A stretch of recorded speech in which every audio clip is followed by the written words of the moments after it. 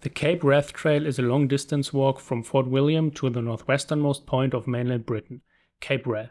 It is roughly 370 kilometers long, and you can choose between the more scenic but also more difficult route via Glenfinnan or the easier route via Great Glen. In May this year, we chose to do both. First, we would hike up to Morvich on the Glenfinnan route, and then we would turn east and follow the Great Glen route towards Invergarry. In total, we would have to hike around 180 kilometers, which was, given the circumstances, still no easy feat. We took our first break on the day at a stunning waterfall. The sun was shining, birds were singing, and it already felt like summer.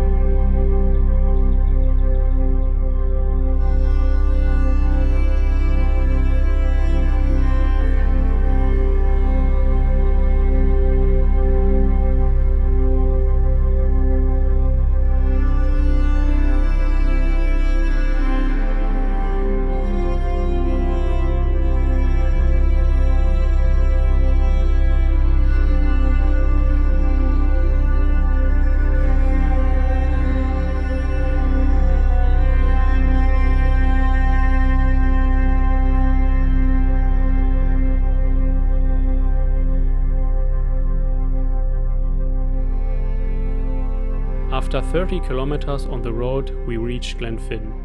It's a small village in the highlands with little over 100 inhabitants. In 1745, the Jacobite Rising began here when Prince Charles Edward Stuart raised his standard on the shores of Loch Shiel. 70 years later, the Glenfinnan monument was erected at the head of the loch to commemorate the historic event. Glenfinnan is most famous for its viaduct, or rather the landscape in which the viaduct is located. It has come to prominence in the cinematic releases of the Harry Potter series. The Hogwarts Express is filmed crossing the viaduct in several of the films. On the next day we left Glenfinnan. The sun was shining brightly and a strong wind was blowing through the glen. The first real mountain pass at a height of 530 meters was looming in the distance, and after that we would have to master the notoriously boggy descent down towards Glennisary Wood.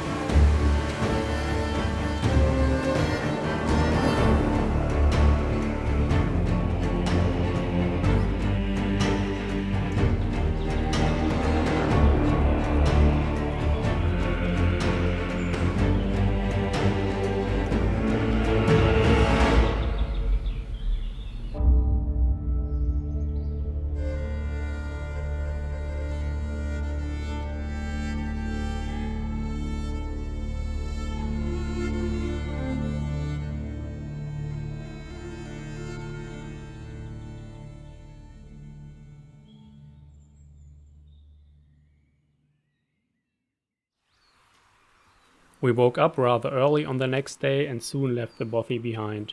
It was supposed to get hot again, so we wanted to make good use of the early hours of the day. A long 30-kilometer hike to Barrisdale Bay lay ahead of us.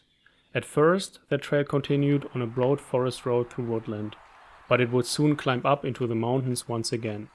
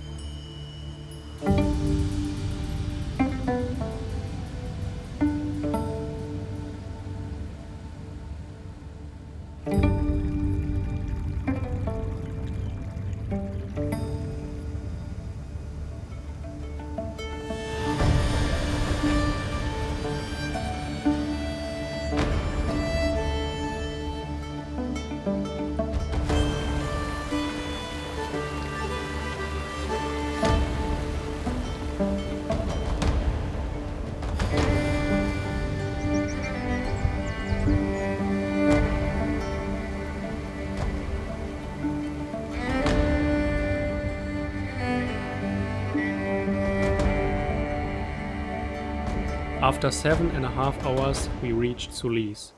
We had only been hiking 12 kilometers in the brimming heat, but we already felt exhausted. Although it was a beautiful day with spectacular scenery, our mood was somewhat dampened, because we knew that the real challenges still lay ahead. On this point of the trail, you have two options to choose from. You can either take the direct route through the highlands to Barrisdale Bay, or you can take the detour via Invergarry, which is 14 kilometers longer. After we had crossed a menacing swamp, we had to fight our way through another 5 kilometers of pathless marshland until we finally reached the bottom of the climb. In the fading light of the day, we started our ascent.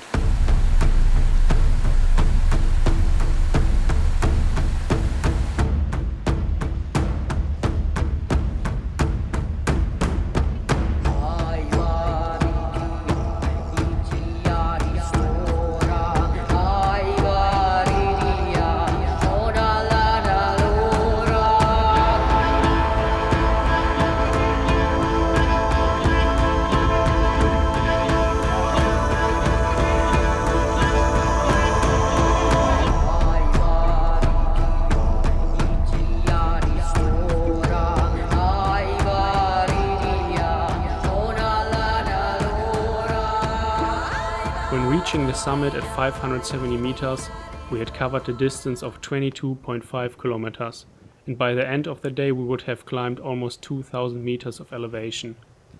The 5-kilometer long descent down to Barrisdale Bay was luckily fairly easy and quickly accomplished. The Barrisdale campsite is remotely situated halfway between Invergarry and Kinlochhuan. The owners charge £5 per person per night, which is rather much, considering that there is only one toilet and also no rubbish collection. It is worth mentioning that you basically don't get any food on the trail until you reach the tea room in Kinlochhuan. We had been carrying between 23 to 25 kilograms when we started the journey in Fort William, but we were slowly running out of food supplies. After a slow morning, we followed the old footpath along the southern shores of Loch Huon. This section of the trail is comparatively easy, although the ups and downs should not be underestimated.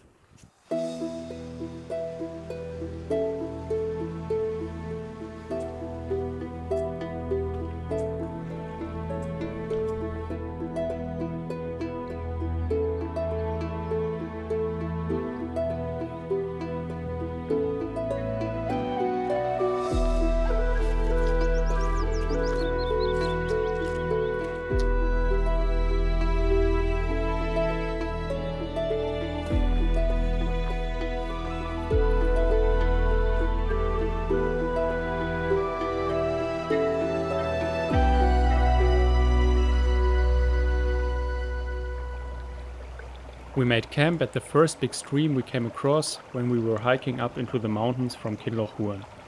That spot at an elevation of 350 meters is probably the last good opportunity to pitch your tent before you climb over the next mountain pass at 770 meters and descend to Morvich. The weather was a bit dull, so we nestled down in our sleeping bags. The next day would be our last stage on the Glenfinnan route.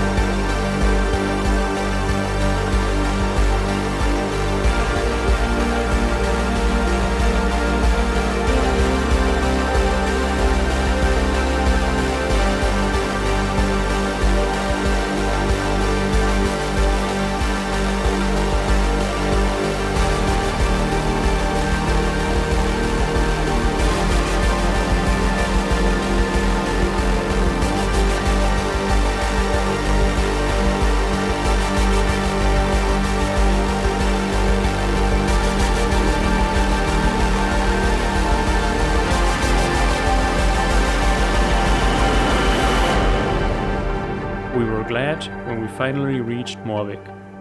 We had been hiking 113 kilometers in the last 5 days, and the trail had taken its toll on our bodies, on our food stock, and also on my backpack. The frame was broken, but there was no time to fix that.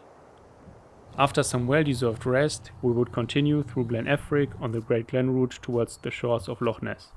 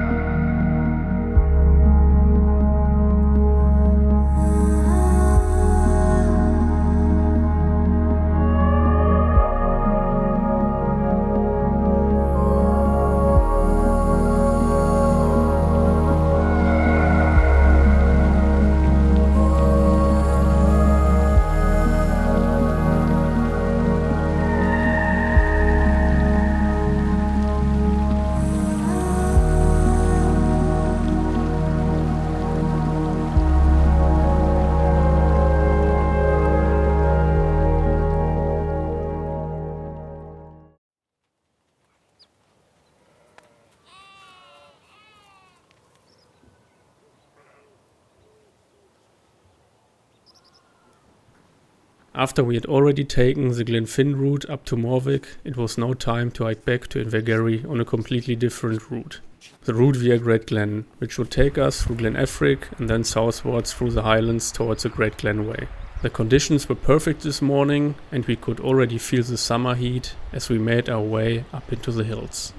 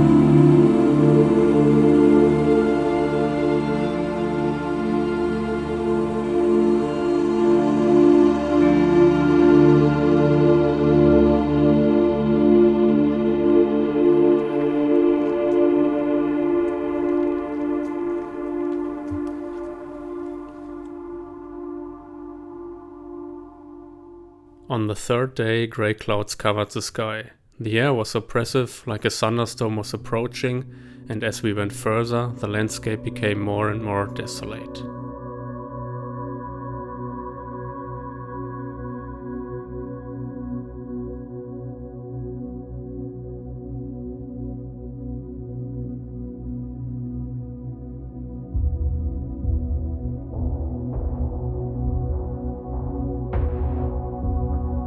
We were hoping for a good path this day, but after descending down into the valley it completely vanished and the ground became boggy and exhausting to walk on. Following the river towards Loch Loyne, we finally reached a suitable spot to cross and went up into the hills once again.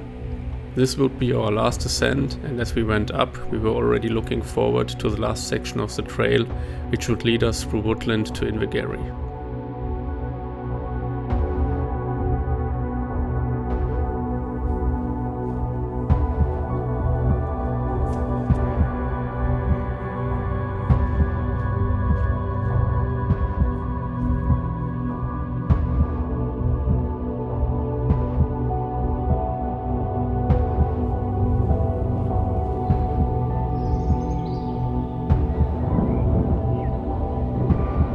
After a short walk through the woods, we continued alongside the River Garry through boggy marshland. Thunder started to roll in the distance and the rain hit us right in the open. So we made haste, and after a while we reached the safety of the forest on the other side of the bog. From there we continued on a forest road until it got dark.